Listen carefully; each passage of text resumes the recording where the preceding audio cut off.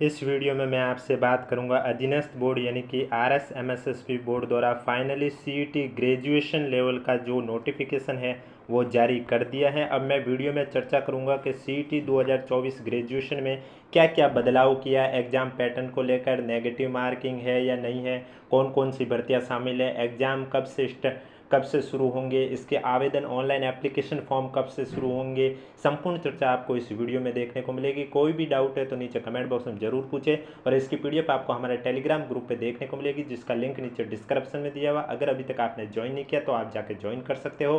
बाकी CET exam या राजस्थान की कोई भी भर्ती परीक्षा से जुड़ी पल पल के अपडेट जानने के लिए अगर अभी तक आपने हमारा चैनल सब्सक्राइब नहीं किया तो चैनल जरूर सब्सक्राइब करें, नोटिफिकेशन भी ऑन रखें ताकि हम जब भी नया वीडियो लेके आएँ सबसे पहले आपके पास पहुँचे। तो चलिए अब वीडियो स्टार्ट करते हैं। वीडियो स्टार्ट करने से पहले अगर अभी तक आपने वीडियो को लाइक नहीं किया तो एक बार वीडियो को लाइक कर लीजिए और चैनल जरूर सब्सक्राइब कर लीजिए। सबसे पहले तो मैं बात करूंगा CET 2024 जो ग्रेजुएशन है इसमें कौन कौन सी भर्तियां शामिल हैं, टोटल उन पदों के नाम और सेवाओं के नाम के बारे में बताता हूं। तो आइए देखते हैं। सबसे पहले लिखा हुआ है राजस्थान होम गार्ड अधीनस्थ सेवा। इसके अंदर जो पद होगा वो प्लाटून कमांडर का होगा। नेक्स्ट है राजस्थान अभियांत्रिक अधीनस्थ सिंचाई सेवा। इसमें आपका एक जिलेदार पद होगा और एक पटवारी का पद होगा। तो ये भर्ती परीक्षा CET ग्रेजुएशन में शामिल की गई है। उसके बाद नेक्स्ट है राजस्थान अधीनस्थ लेखा सेवा, जिसमें आपके कनिष्ठ लेखाकार वाली भर्ती शामिल की गई है।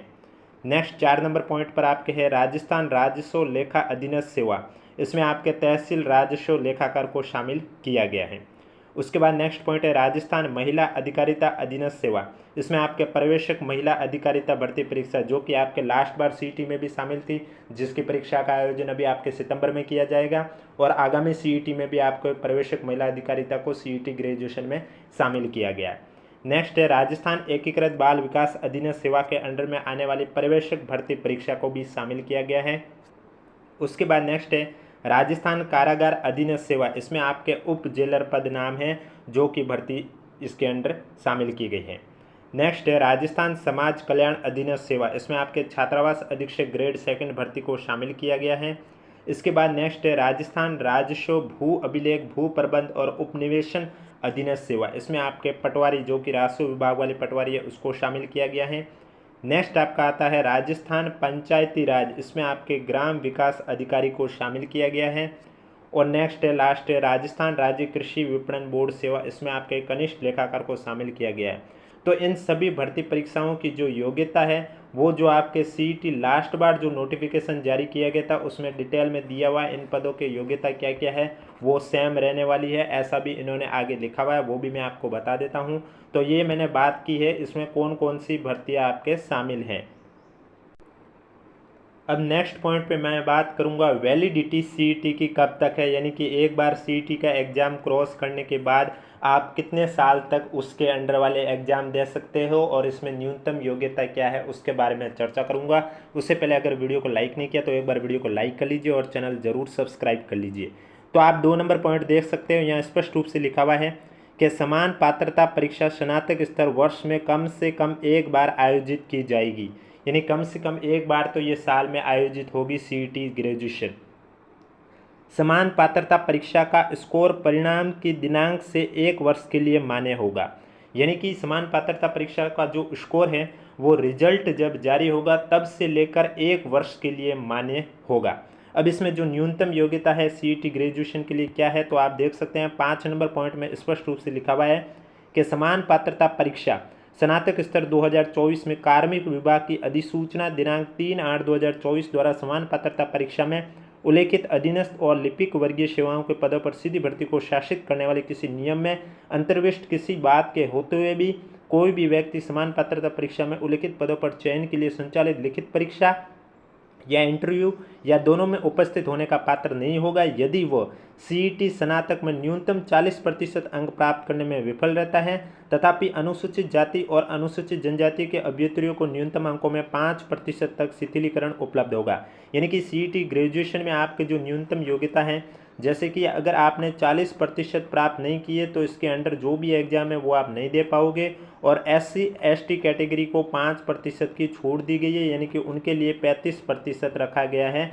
न्यूनतम आपको CET ग्रेजुएशन में इतने नंबर लाने कंपलसरी हैं, तभी आप इसके अंडर वाली जो भर्ती परीक्षाएं हैं वो दे सकते हैं। अब नेक्स्ट नंबर पॉइंट पे आता हूँ, जो कि आपके लाइव फ़ोटो कैप्चर होगा, हस्तलिखी नमूना देना होगा, वो कैसे है उसके बारे में चर्चा करता हूँ। तो उसमें भी आपके सीईटी ग्रेजुएशन में अगर आपका ओटीआर पहले से ऑलरेडी फिल है तो इस बार भी आपको वापस से करना होगा। वो किस लिए कि लाइव फ़ोटो आपका कैप्चर होगा। यहाँ देख सकते हैं बोर्ड द्वारा इस परीक्षा से ओटीआर में अभ्यर्थियों की लाइव फ़ोटो खींचकर दर्ज किए जाने और अभ्यर्थियों की स्वयं की हस्तलिपि का नमूना अपलोड करवाए जाने का निर्णय लिया गया। यदि अभ्यर्थी का पूर्व में ओटीआर बना हुआ है तो उसे ओटीआर को अपडेट करना होगा। यानी कि जब आप सीईटी का फॉर्म भरोगे तब ऑटोमेटिक आपसे सबसे पहले ओटीआर को फिल करने का ऑप्शन आ जाएगा, जिसमें आपका फ़ोटो लिया जाएगा और वहाँ पर एक हस्तलिपि नमूना होगा, वो आपको अपनी राइटिंग में लिखना होगा, साइन करना होगा, उसके बाद उसको अपलोड करना होगा। ये दो चीज़ें आपको कैसे करनी है, जैसे ही आपके ऑनलाइन विंडो ओपन होगी मैं आपको स्टेप बाय स्टेप प्रोसेस करके बताऊंगा। इसलिए चैनल जरूर सब्सक्राइब करें, चैनल से जुड़े रहें और नोटिफिकेशन भी ऑन रखिए ताकि जब भी मैं नया वीडियो लेके आऊँ तो सबसे पहले आपके पास पहुँचे। तो ये लाइव फोटो कैसे कैप्चर करना है, हस्तलिखी नमूना, ये मैं अलग से वीडियो जब आपका लिंक एक्टिव होगा तब मैं आपको स्टेप बाय स्टेप प्रोसेस करके बता दूंगा। अब नेक्स्ट बात आती है पंजीयन शुल्क की।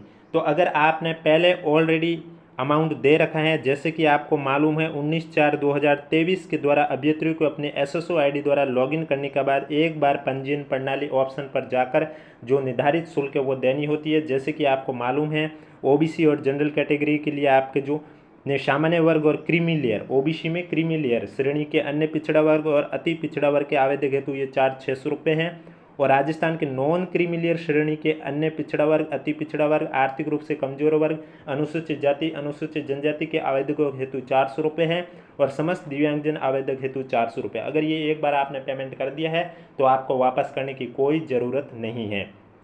जैसे कि यहाँ लिखा हुआ है पूर्व में एक बार पंजीयन शुल्क जमा करवा चुके अभ्यर्थी से दोबारा शुल्क देय नहीं होगा।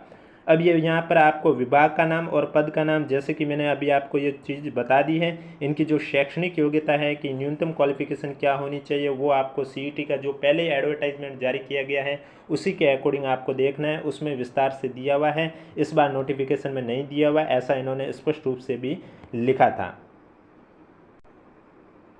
जैसे कि इसमें आप देख सकते हैं पॉइंट नंबर में यहाँ स्पष्ट रूप से लिखा हुआ पात्रता और शैक्षणिक योग्यता कार्मिक विभाग की अधिसूचना दिनांक 23/5/2022 और 13/10/2022 के अनुसार स्नातक स्तर की सीईटी में उपस्थित होने के लिए शैक्षिक अर्हता स्नातक या उसके समतुल्य होगी। यानी कि आप वो नोटिफिकेशन देख सकते हैं, वहाँ डिटेल में आपके लिखे हुए हैं कि आपको जो शैक्षणिक योग्यता है वो क्या रहने चाहिए।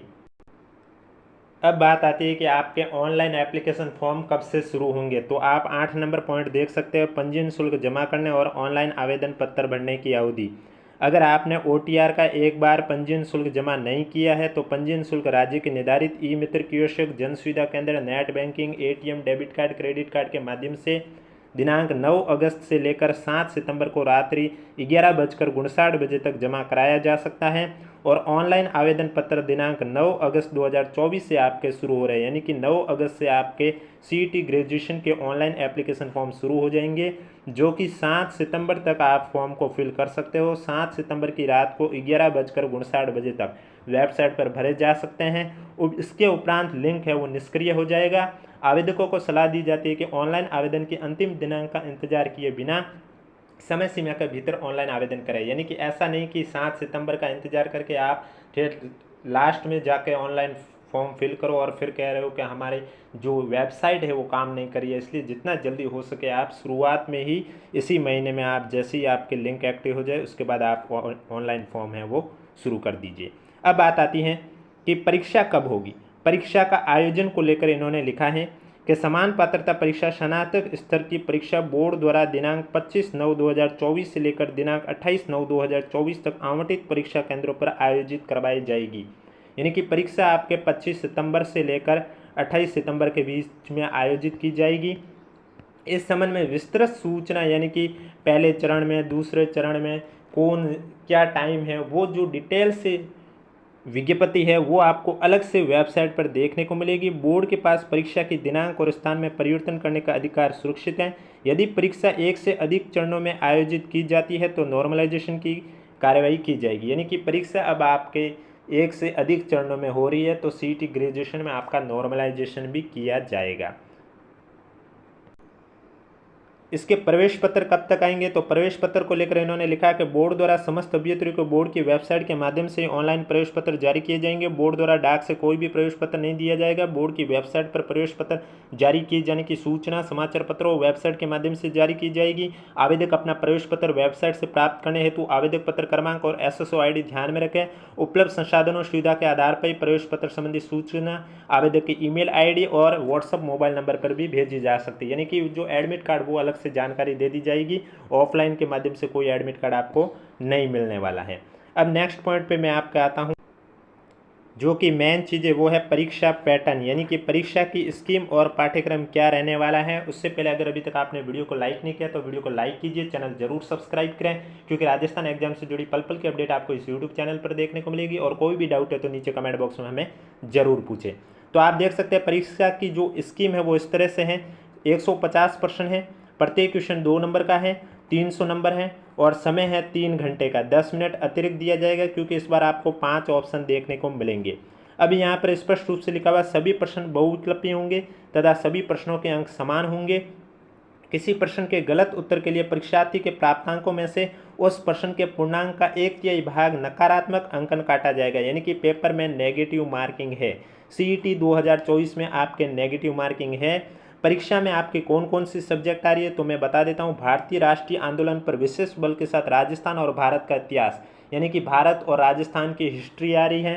राजस्थान का इतिहास, कला, सांस्कृतिक, साहित्य, परंपरा, विरासत, भारत का भूगोल, राजस्थान का भूगोल, राजस्थान पर विशेष बल के साथ भारतीय राजनीतिक व्यवस्था, भारत की अर्थव्यवस्था, राजस्थान की अर्थव्यवस्था, यानी कि इंडिया और राजस्थान जीके आ रही है। वर्ल्ड जीके आपकी नहीं पूछी जाएगी। इसके अलावा विज्ञान और प्रौद्योगिकी, तार्किक विवेचन, मानसिक योग्यता, सामान्य हिंदी, अंग्रेजी, कंप्यूटर का ज्ञान और समसामयिक घटनाएं, यानी कि India current affair, Rajasthan current affair, India GK, Rajasthan GK, Hindi, reasoning, math, science और इंग्लिश, ये सभी सब्जेक्ट आपके पेपर में शामिल होगी। इनका जो विस्तार से पाठ्यक्रम आप देख सकते हैं यहाँ स्पष्ट रूप से दिया हुआ है। आप PDF के माध्यम से देख सकते हैं। ये PDF आपको हमारे टेलीग्राम ग्रुप पे देखने को मिलेगी। अगर अभी तक आपने ज्वाइन नहीं किया है तो लिंक नीचे डिस्क्रिप्शन में दिया हुआ, आप जाके ज्वाइन कर सकते हो। बाकी आपको 5 ऑप्शन को लेकर, जैसा कि आपको सबको मालूम ही है, दिशा निर्देश जारी किए गए हैं, जिसमें स्पष्ट रूप से लिखा हुआ है कि जिस अभ्यर्थी द्वारा 10% से अधिक प्रश्नों को किन्हीं 5 गोलों में से गहरा नहीं होने पर उसे अयोग्य किया जाएगा। यानी कि CET में भी अगर आपके 150 क्वेश्चन हैं और अगर आपने 15 से ज़्यादा क्वेश्चन खाली छोड़े हैं तो आपका रिजल्ट है वो रिजेक्ट कर दिया जाएगा। नेगेटिव मार्किंग है, इसलिए अगर आपको नहीं आ रहा तो आप 5 ऑप्शन भरिए, लेकिन खाली नहीं छोड़ना है। और आपको 10 मिनट का अतिरिक्त समय भी दिया जाएगा। आप देख सकते हैं 4 नंबर पॉइंट पर लिखा हुआ है, प्रश्न पत्र हल करने के बाद अभ्यर्थी को सुनिश्चित करना होगा कि उसने प्रत्येक प्रश्न का एक गोला गहरा भरा है। इस हेतु निर्धारित समय के बाद अभ्यर्थी को 10 मिनट का अतिरिक्त समय भी दिया जाएगा। तो ये था आपका विस्तार से नोटिफिकेशन CET ग्रेजुएशन 2024 का। अब कोई डाउट है तो नीचे कमेंट बॉक्स में बताइए और वीडियो पसंद आए तो वीडियो को लाइक करें, चैनल जरूर सब्सक्राइब करें।